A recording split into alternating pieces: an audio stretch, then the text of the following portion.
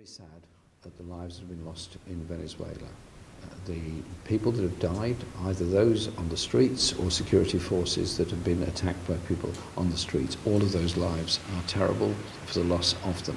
There has to be a dialogue and a process that respects the independence of the judiciary and respects the human rights of all. And I think President Macron's call today that there has to be dialogue is a good one, and it should be regionally based to improve the situation there. There has to be respect for the Constitution and respect for the independence of the judiciary.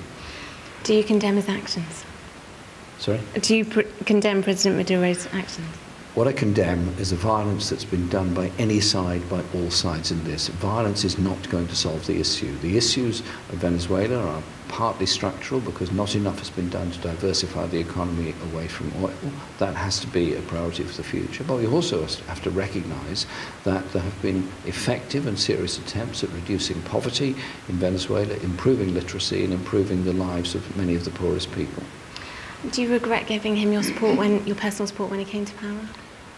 I gave the support of many people around the world for the principle of a government that was dedicated towards reducing inequality and improving the life chances of the poorest people. Well, let's go to our correspondent, Verdi, who's in Westminster for us. He condemns violence. Of course, he would, but he doesn't go as far as many people think he should in condemning the cause for that violence in Venezuela.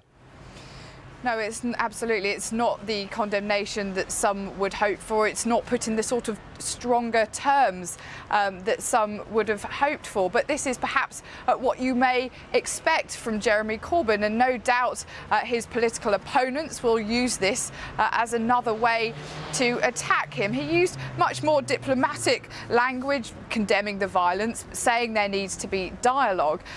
But he has previously praised President Maduro's regime and that of his predecessor, Hugo Chavez. He pointed to the improvements for healthcare and for education that have been made under these governments for the working classes. But of course now Venezuela is in crisis. That has all very much collapsed. There is soaring inflation. There have been weeks of anti-government protests and dozens of people have died. So now there have been these mounting calls for Jeremy Corbyn to say what he really thinks on the issue.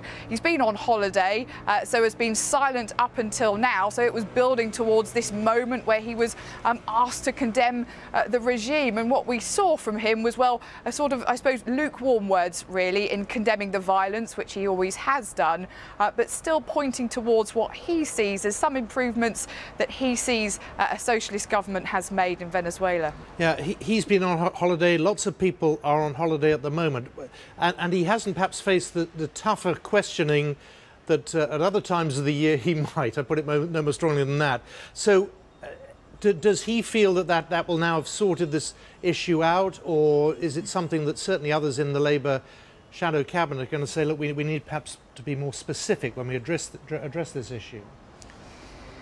Well, it undoubtedly probably hasn't completely sorted it out. These things have a way of rumbling on, and that will, of course, depend on how much Venezuela remains in the headlines. Of course, the Labour backbencher, Frank Field, among others, was one of those who was calling for Jeremy Corbyn to give his view on Venezuela, calling for him to condemn it, and pointing out that it was really as much about how the way the public will see Jeremy Corbyn as much as about what his actual stance on it is. So now, no doubt, his sort of lukewarm condemnation today will upset some members of the party who will feel that he just hasn't gone far enough. And of course we saw these sort of issues for Jeremy Corbyn during the election campaign, when some people criticised him as an apologist for terror organisations, for example, and that sort of really stuck with him, and he was called again and again to condemn groups like the IRA, who he had previously had some dialogue with. So we're sort of seeing Jeremy Corbyn back in that